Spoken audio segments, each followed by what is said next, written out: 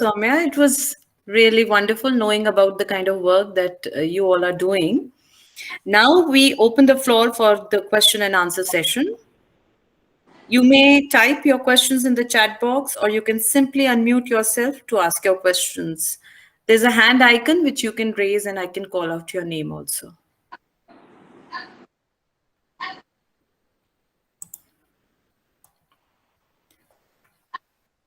Okay, so I think, Arun yeah. sir has a question which he has already expressed. Areas of helping teenagers are well identified.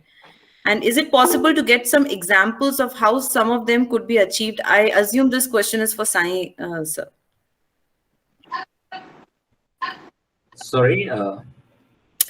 The question is that can you give some examples of areas of helping teenagers which you are using and how you've achieved it?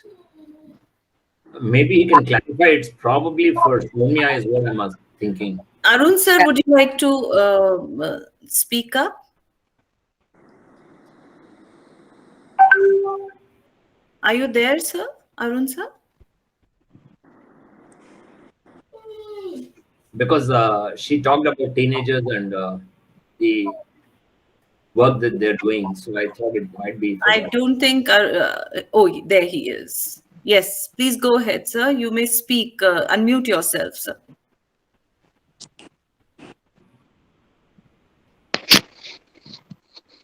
Yeah. Okay. Can you hear me? Yeah, we can hear you. The question is the areas in which you are helping teenagers to develop various things like curiosity and so many things you have mentioned. They are all wonderful, but I would like to know some examples of how exactly do you achieve this. Right, sir. Okay. So, if I give you one example of the program we did in London, it was called Plus Debate, and we designed. It was not a debate; it was more like a conversation where the students were engaged with each other, where they were not debating with each other in the way that we traditionally do, but rather before presenting their point, they were supposed to present the point of their opponent. And once their opponent agrees that, okay, my point has been well understood, they were supposed to present their viewpoint.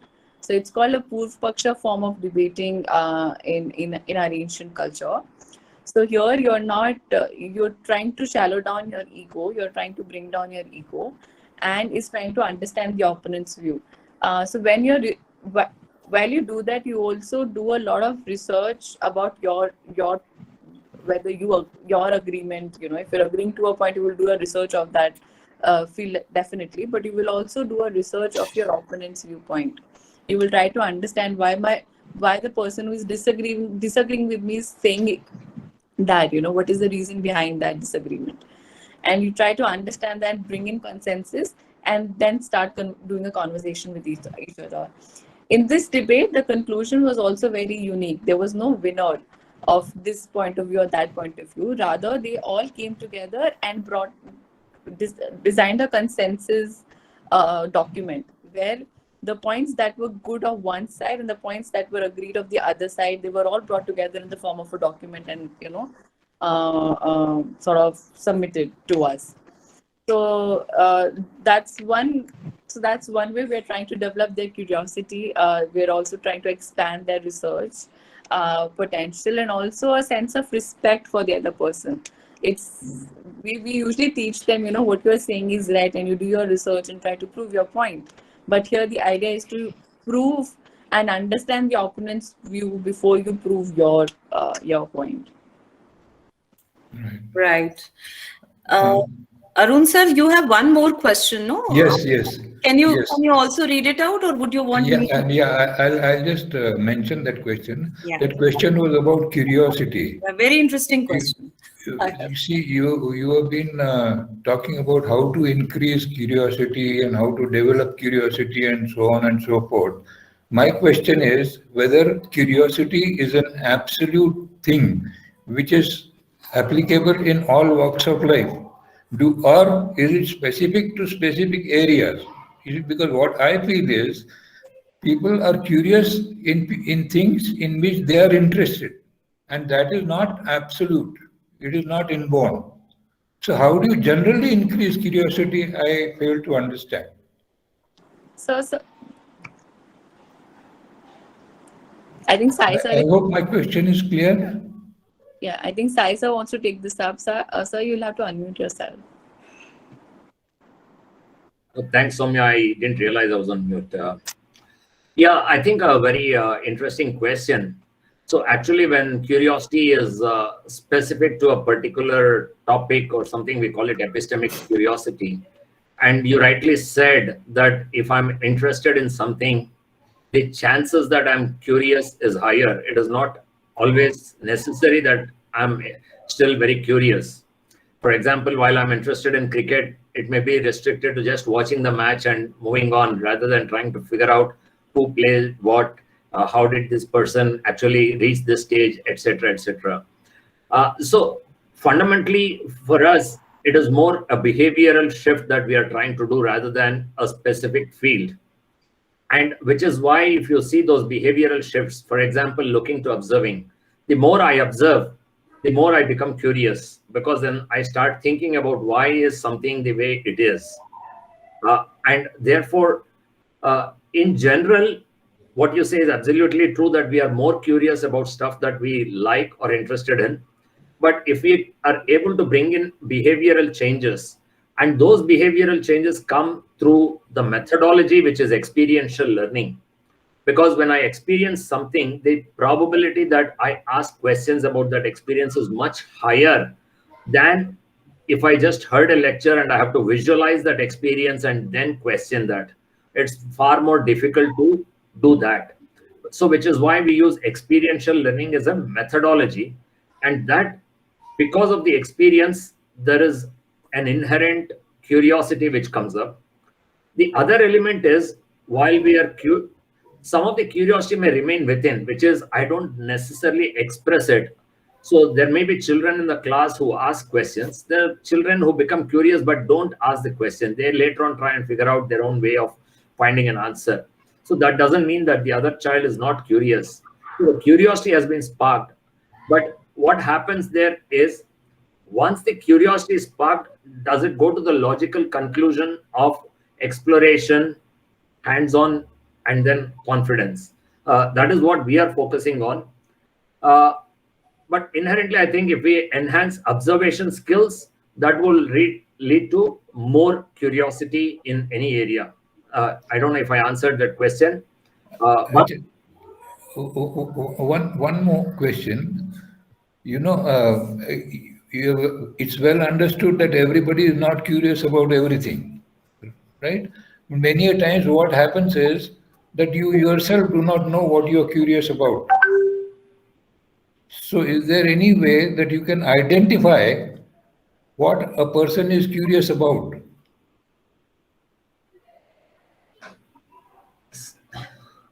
see, I think if it is a question of some third person identifying, it's very different. If I myself want to know what I'm curious about, then I think it's more about taking time. So, Sai sir, if I may, also contribute to this wonderful discussion. When we go as a tourist, we all go to different places, and when you will see a variety of tourists. Some tourists, they want to just explore the museums. The others just want to, sit near the beach and and the third kind of tourists are, they just want to eat different cuisines or food. So. I think the responsibility of schools or educational institutions is to give them a taste of everything, and then they decide where their calling lies or where their curiosity lies. They will automatically latch on to the things which fascinate them. That's the very nature of curiosity, I feel, sir. Wonderful. So that means that there has to be exposure. Absolutely. We have to just And give them a taster. Like, when you go to a place and you say, let me taste different types of yeah. things, it's just that. And then automatically you will find your place where you So go. any programs which can be designed for increasing exposure. Absolutely. Exposure is important. That Yeah. that that that is necessary, I feel. So which is what experiential learning is all about, because you experience. Correct. Yeah. So we have Miss Nandita trying to ask some question. Over to you, Miss Nandita, followed by Miss Kulwant. I thank you so much, but it's not really a question to what Jagdish sir said.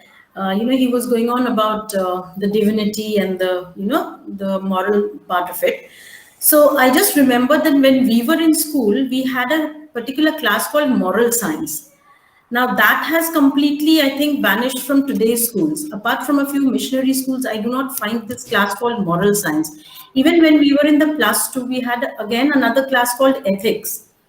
So I feel that, or I really wish that if this could be brought back in any form, so that children would get to relax also, yet learn the roots, because what he said is very right. Somewhere or the other, if you have this spiritualism, then automatically morality and respect and all other things will follow. So, if there could be some kind of a policy or some kind of a system where we could, bring back this, maybe in a more different form or something like that. I think this would be a good idea, because that is something which definitely is lacking in many children today. The respect itself is also not there. So if you bring in that moral science, or bring in some kind of a class like that where they relax, and interact, they get to learn and they get to realize. Learning and realization, I think, will kind of lead to a lot of good things. Nandita, I totally agree with you. And also the fact that, moral science, I never found that class very relevant by just reading out stories from a book and discussing question answers. That was the methodology followed in moral science.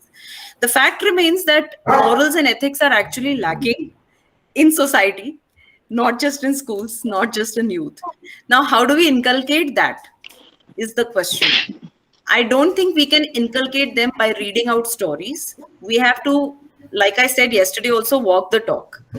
Punctuality, for example, if the teachers are not punctual to class, they cannot preach punctuality. Just one example I'm giving. If the teachers are not honest in accepting their weaknesses and mistakes, right, in front of the students, in front of the larger audience, then they can't accept, they should not expect the students to do the same. So it actually comes from observation. And I totally believe that we should not have a particular class for moral science or for ethics.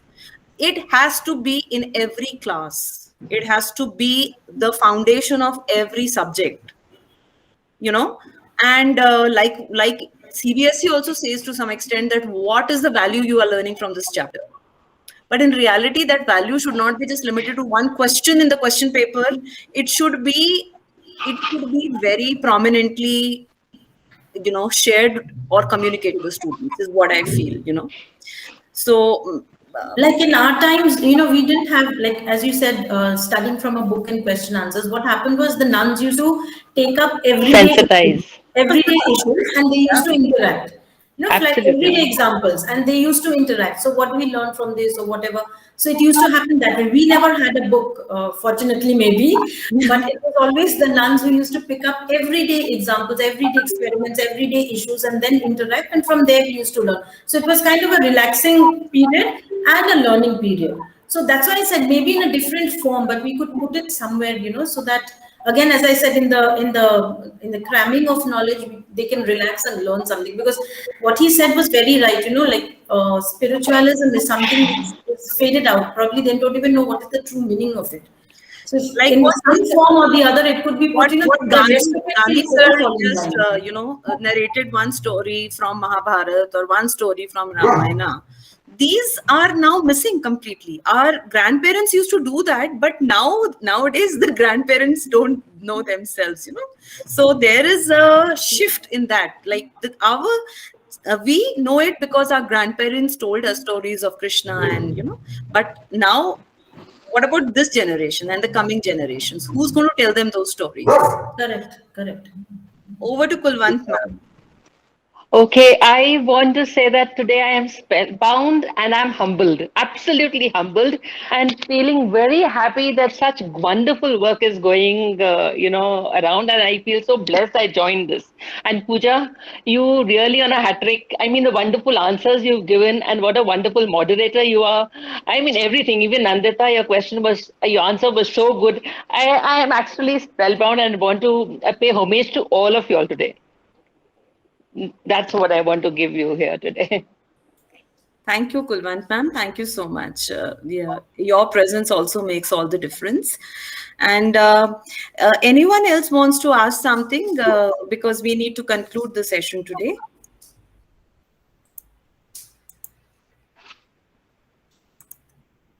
So I also wanted to yes, ma'am. second what Miss Kulwant ma'am said. Pooja, you've been wonderful, and Sai Chandrasekhar sir. Everybody, wonderful. I mean, something we are really, really humble, and we feel that we are running 5-star schools and we are not doing this kind of work, which we really need to. Thank you, ma'am. Thank you very much. So, Sai sir, when I come to Bangalore, I keep coming. I would like to visit your campus. Absolutely. Everybody on this call, you're most welcome to visit anytime. My email ID is very easy to remember, sai@agastya.org. That's all. So you can just send me a mail. And also, the school which I am heading here is it has children from tea plantation in Munnar. So the workers, the tea, the ones who pluck the leaves, the tea leaves, their children are studying in our school, and it would be great if our children could, when in good times, when non-COVID times, when they can travel to your place and experience the kind of work that you are doing. So that would. If I can take a minute just to make a comment on the earlier point. For us, in addition to curiosity, creativity, confidence, there is an umbrella value called caring for anything and everything. So the way we look at it is what you said, Pooja, is how do I embed values in everything that we study? So you tell me any concept in science, I can link it to a value. So what we do is at the end of the session, we try to bring out that value by a discussion with the children. Right. So if you're talking of division, instead of saying 4 divided by 2, say I have 20 apples and I want to share with 5 people. So the element of sharing is brought in. Absolutely. Divided by 5, right? So it kind of gets embedded and goes in. I think that is the way to go in the current scenario. Absolutely. Have a separate session, the class would be empty. Nobody likes sermons. Nobody likes to be preached. Now they just don't like that. So they just want very practical things, which makes them. And also, the good thing is that during our times we couldn't question. Like what you spoke about, questioning skills. Questioning was supposedly looked down upon. That this one is too noisy. This one is a disturbing element of the class. Yes. So, but like I feel very strongly that students who question should be encouraged. Students who question should be given a good place in the classroom so that more and more students dare to question. We need more people, more adults in the society who question the norms. It's a very interesting thing. My founder was having a meeting with all employees. He asked how many of you have school-going kids, and a few hands went up. Then he asked them, how many of you, when your child comes back home, have asked your child, what question did you ask today? Instead of asking, what did you learn today? Correct. So, not a single hand was up. Very true. So if you all allow, I'll conclude today's wonderfully charged and remarkable session, I would say. And so I would like to thank all my fellow esteemed speakers for joining us today for an enlightening session. I hope the audiences are walking out with insightful takeaways from today's session. We look forward to seeing you all tomorrow again at 5 p.m. with yet another set of guest speakers.